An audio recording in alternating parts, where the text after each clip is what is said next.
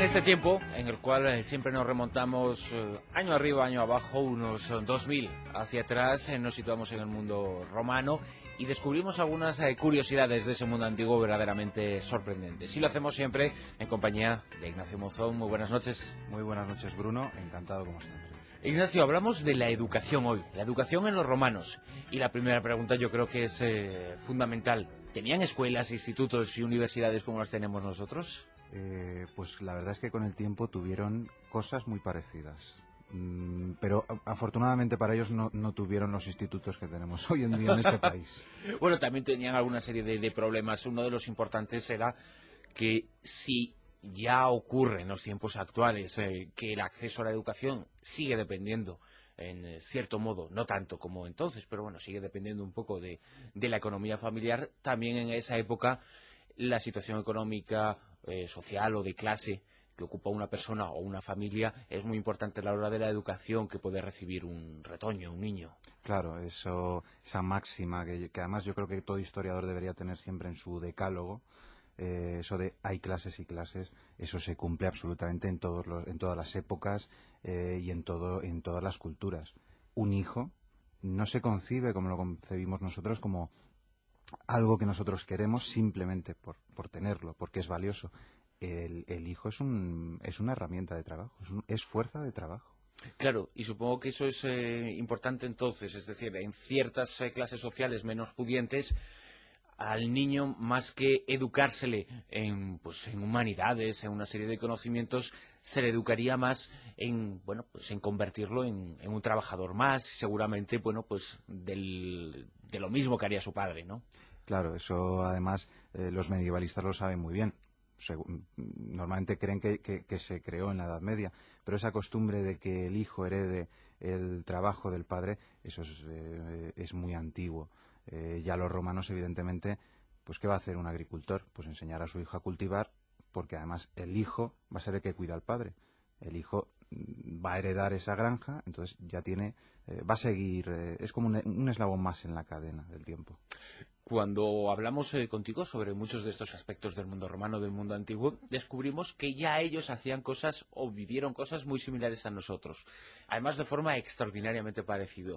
La educación que en parte se les daba en determinados segmentos de lo que formaba parte de esa educación a los más pequeños, bueno, pues la asignatura general era un poco coincidente con la famosa educación para la ciudadanía, ¿no? Porque el deber, el respeto, sí, ese tipo de conceptos ya formaban parte de la educación.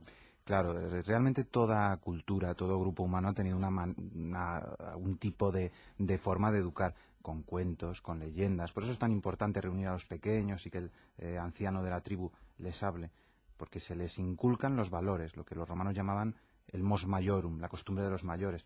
Y eso era el deber al Estado y a la familia, el respeto a los mayores y el trabajo. Esos eran los valores, les educaba en valores, en cuestiones también técnicas, pero sobre todo en valores. Aunque en este caso, quizá los romanos no lo descubrieron o no lo empezaron a hacer todo, porque sí que la formación cultural del mundo clásico habría que remontarse un poquito a los griegos. Igual sí, ahí los romanos bebieron mucho de ellos, ¿no?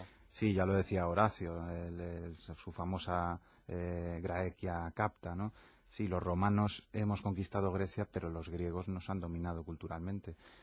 Esa costumbre tan arcaica romana de enseñar lo más básico, pues evidentemente con todo ese influjo griego, sobre todo a partir del siglo III, Livio Andrónico, Enio, toda esa literatura que se va gestando, pues dejó un pozo increíble. Ya tuvieron que empezar a estudiar, por ejemplo, griego.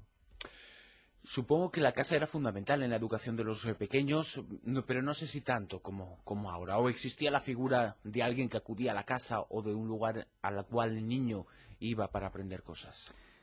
Las clases pudientes sí podían educar al hijo en casa, entre otras cosas porque la casa, como ya lo vimos otra vez, se concibe de una manera muy especial. El varón, el pater familias, sí puede salir de la casa, pero no está bien visto que salgan ni las mujeres ni los niños. Son considerados casi como idiotas, por así decirlo. O sea, es como se pasaba antiguamente en España. No está bien que salgan a ver qué van a ver, a ver qué van a oír. Entonces, en un principio sí, a los niños, y eso por ejemplo nos lo recoge Plutarco en la vida de Catón, cómo Catón el Viejo presumía de haber gastado su tiempo en parte en enseñar a su hijo, pero ojo, en casa.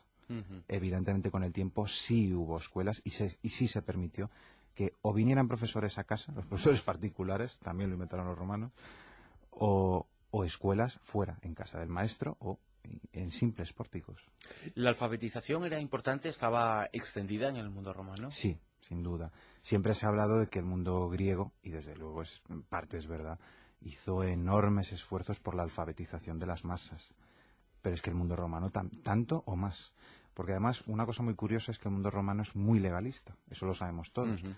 Cuando se hacen los decretazos, digamos, cuando sus senados, sus magistrados, sus comicios deciden algo, eso se inscribe en piedra o en metal, son las famosas tábulas, y eso se hacía público. Las cuentas del Estado además eran públicas y se colocaban, digamos, en el foro.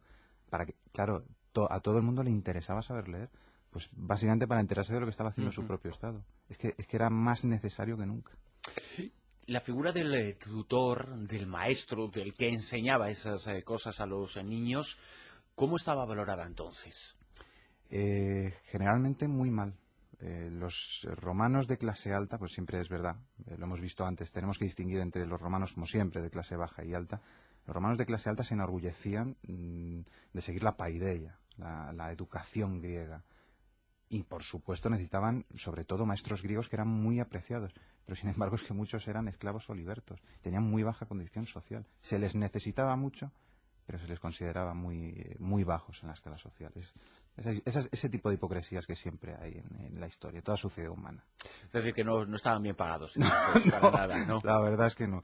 Los esclavos, algunos esclavos sí podían cobrar y comprar su libertad, pero en general, por lo que nos dice Horacio, Juvenal o Marcial, la verdad es que cobraban bastante poco. ¿Y la Muy poco. letra con sangre entraba entonces también? Sí, sí. Mm. Precisamente estos autores que he citado, no sé si era además Juvenal o Marcial, que se preguntaban si un profesor suyo que habían tenido había sido pugilista, porque es que se les pegaba incluso con la famosa férula, con una vara de madera, Ujú. como antiguamente muchos han sufrido en este país. Ah, pues eso, no tan antiguamente, te iba a Bueno, decir, no, porque la regla del profesor cuando no te sabías la cuenta, anda claro. que no dolía, ya existía, lo inventaron los romanos. Bueno, seguramente existe desde antes, pero los Claro. romanos vamos, y los padres además no tenían ningún prejuicio a la hora de que les metieran en cintura a los niños. Pero lo cierto es que, no nos engañemos, hace 30, 40 años era una Sí, práctica habitual por parte de los profesores.